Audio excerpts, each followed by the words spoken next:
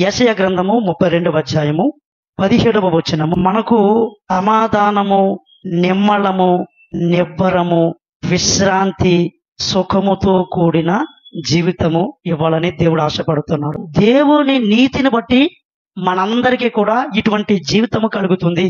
దేవుడు ఎంత గొప్ప జీవితాన్ని మనిషికి వాగ్దానం చేస్తే, ఈ రోజు మనిషి జీవితంలో కుటుంబము భారంతో ఉంది. పిల్లల హృదయాల్లో ఒక యుద్ధ వాతావరణం ఉంది. సడన్ గా రోగాలు వస్తున్నాయి, నిద్ర పట్టడం లేదు, వ్యసనాల బారిన పడిపోతా ఉన్నాం, ఎన్నో రకాల ఆర్థిక ఊపుల్లో పడిపోతా ఉన్నాం. ఇలాగ మనం చూసుకుంటా ఉంటే మన జీవితం అంతా కూడా నిరాశ నిస్పృహల చేత మన నివాసము లేదంటే మన కుటుంబం అంతా కూడా నింపబడి ఉంటుంది. ఎందుకు మన కుటుంబము ఇలాగా మారింది? ఎక్కడో మనము సైతానుకు ద్వారము తెరిచాం, ఊరకమే మన యొక్క నివాసము ఇటువంటి స్థితిలో పడలేదు.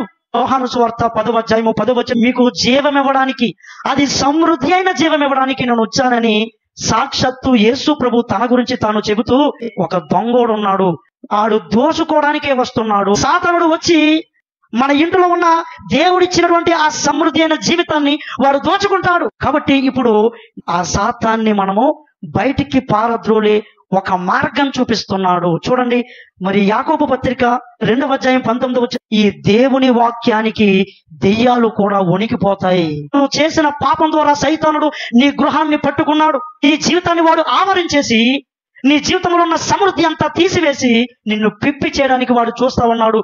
కాబట్టి దేవుని బిడ్డలారా, వాడిని ఎలాగ బయటికి పంపాలి? ఆయన వాక్యానికి సైతాను భయపడతాడు తప్ప మనకి మాత్రం భయపడదు.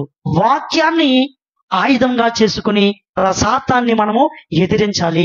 యేసు ప్రభు జీవితాన్ని కూడా సాతానుడు దోచుకుందామని 3 సార్లు వచ్చాడంట. ఈ 3 సార్లు కూడా యేసయ్య వాక్యముతో ఎదిరించాడు.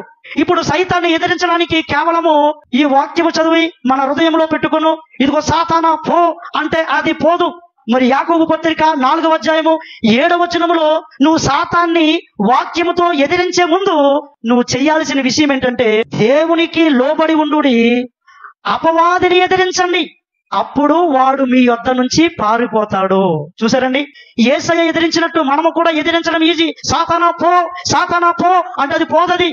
నువ్వు దేవునికి లోబడాలి, అప్పుడు వాడు మీ యొద్ద నుంచి అంట పారిపోతాడు. కాబట్టి ఈరోజు దేవుడు మనల్ని అడుగుతున్నాడు, నువ్వు ఎంతకాలం మొండిగా ఉంటావు, అంతకాలం పాపం ఎవరు చూడలేదనుకుంటావు, ఎంతకాలం విడిచిపెట్టకుండా ఉంటావు, అంతకాలం నీ జీవితాన్ని పరిస్థితులు విడిచిపెట్టవు. కాబట్టి నువ్వు దేవునికి లోబడు, వాక్యాన్ని ఎత్తిపట్టి విశ్వాసంతో ప్రార్థించు.